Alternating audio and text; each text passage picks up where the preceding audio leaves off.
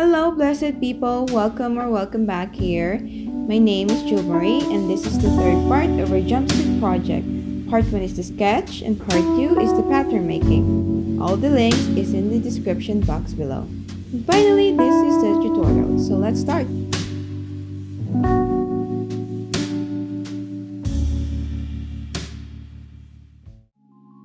I have already cut all the pieces with 1/2 inch seam allowance. I'm going to construct first the top. Take the front part and the back strap and place them right sides together and sew the shoulders.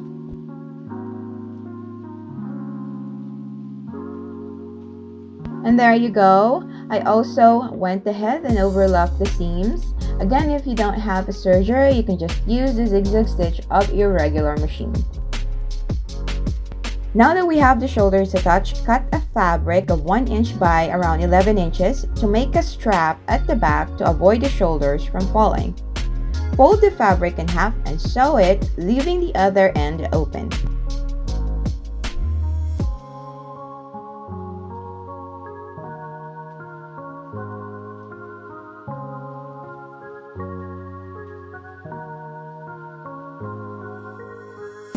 Now mark 3 inches down from the shoulders and pin one end of the strap. Let's close the hemline.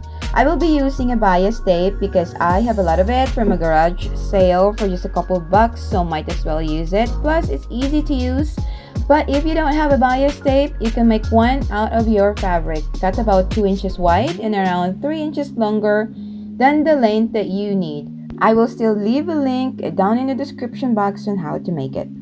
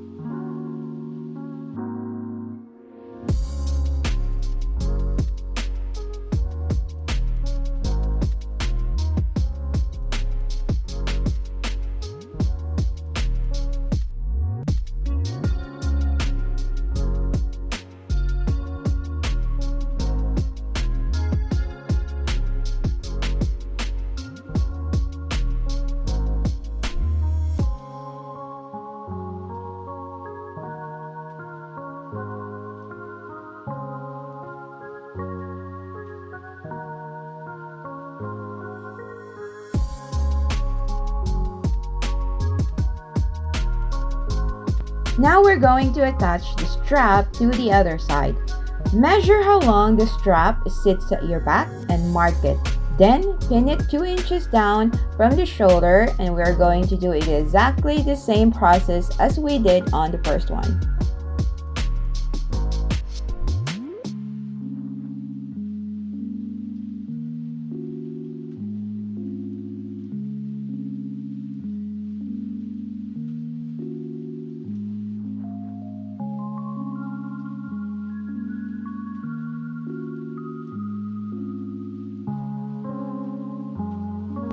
Now grab your back pieces and pin it right side together on the shoulder back and sew.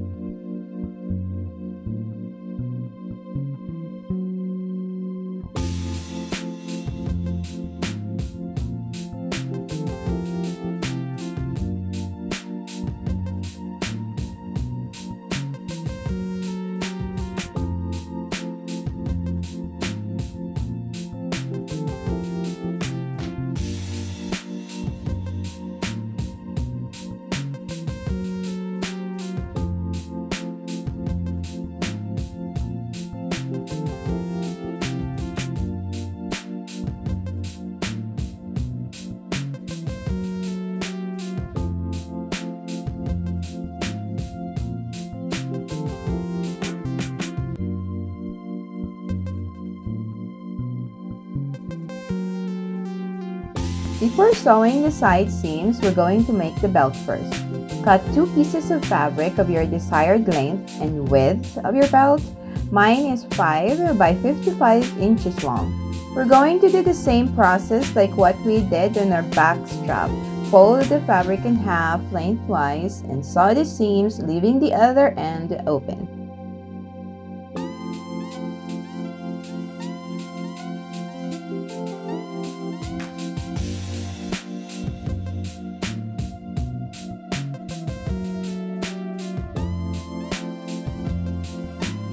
Now insert the open end of the belt in between the side seams about 3/4 of an inch from the waistline.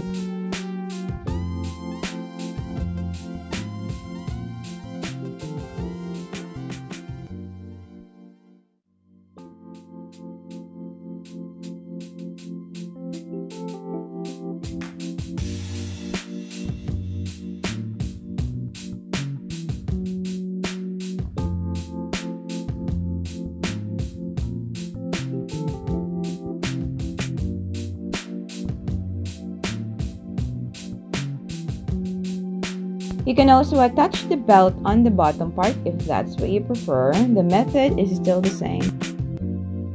I also went ahead and overlapped the side seams. Now we are ready to make our sleeve. Cut 2 pieces of a square fabric.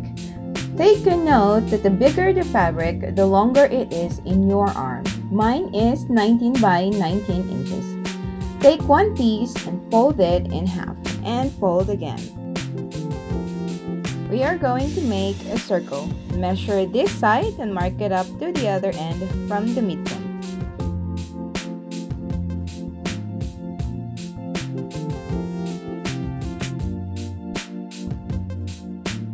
Now that we have a circle, we're going to make a square base at the midpoint. So from the midpoint, go down 5 inches and mark that measurement, then mark half of that.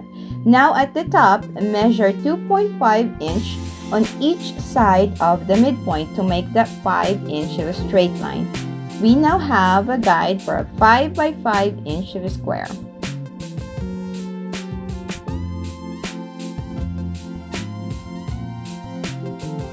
Now from that square, we are going to make another circle for our armhole.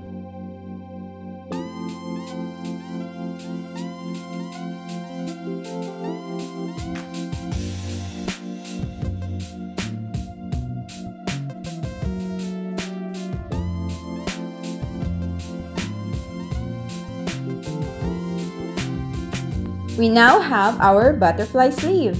The shorter side is the underarm, while the longer side lays on your upper shoulder.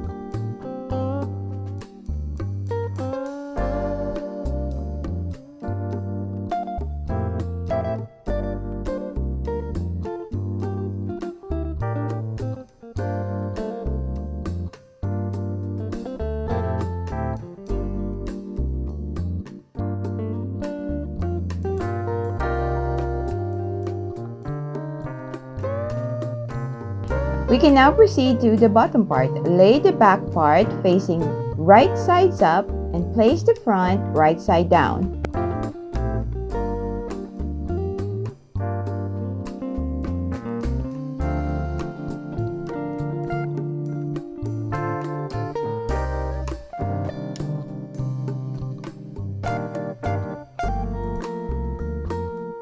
Okay, in this part, I was initially planning to just insert an elastic on the waistline. That is why I sewed the crotch part all the way through. But I eventually ended up ripping the back part because I changed my mind and decided to insert a zipper instead for a more polished look at the back. So please do not sew all the way and leave about 8 inches opening at the back, and just ignore the fact that I close it in this part of the video.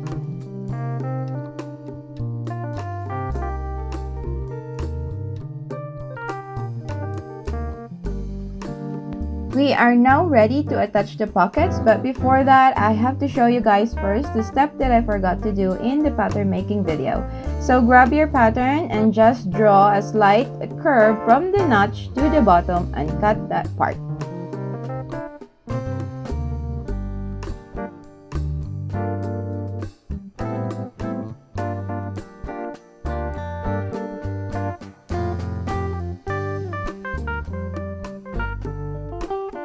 I also went ahead and overlocked the seams first to avoid fraying. So take your pocket and place it right side down and pin.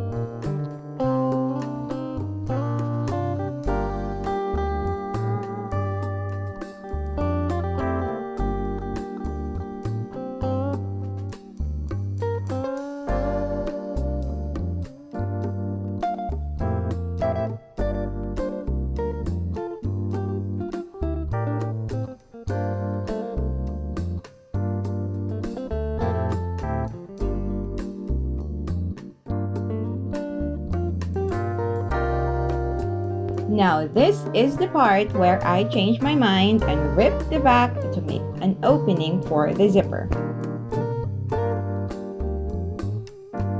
Then I went ahead and overlocked the seams. Now it's time to make the pleats. Mark the center of each side of the front, and from that, fold it to go down to the waist measurement that you desired. So I divided my waistline in half and added a couple of inches of allowance for more comfort, and just measure it on the front waist.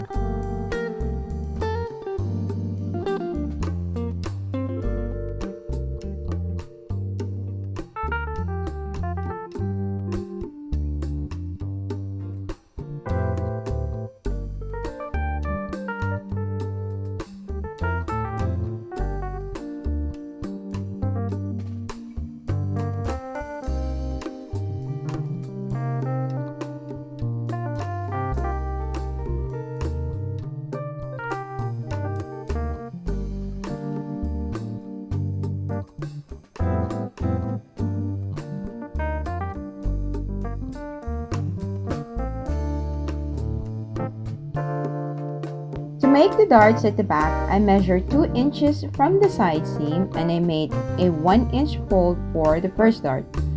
Then I measured 1 inch away and made another inch fold for the second dart. Make sure that the waistline goes down to your desired waist measurement. If it's shorter, then make only 1 dart. Sew the first dart 5 inch down and 6 inch down for the second dart.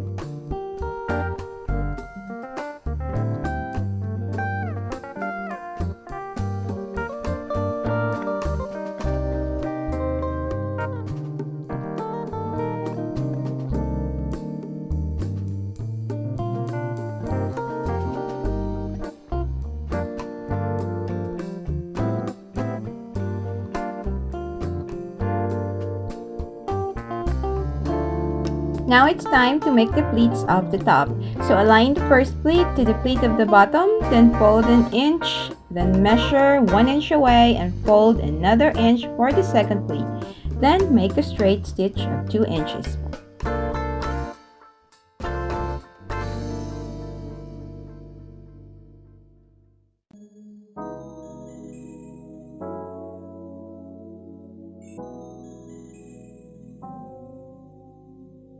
And now we can attach the top to the bottom. Starting on one side first, align the side seams together and pin.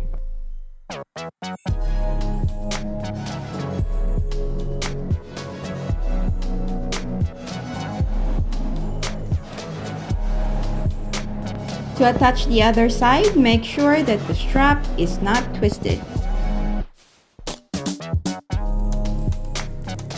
Again, to start, align the side seams right sides together.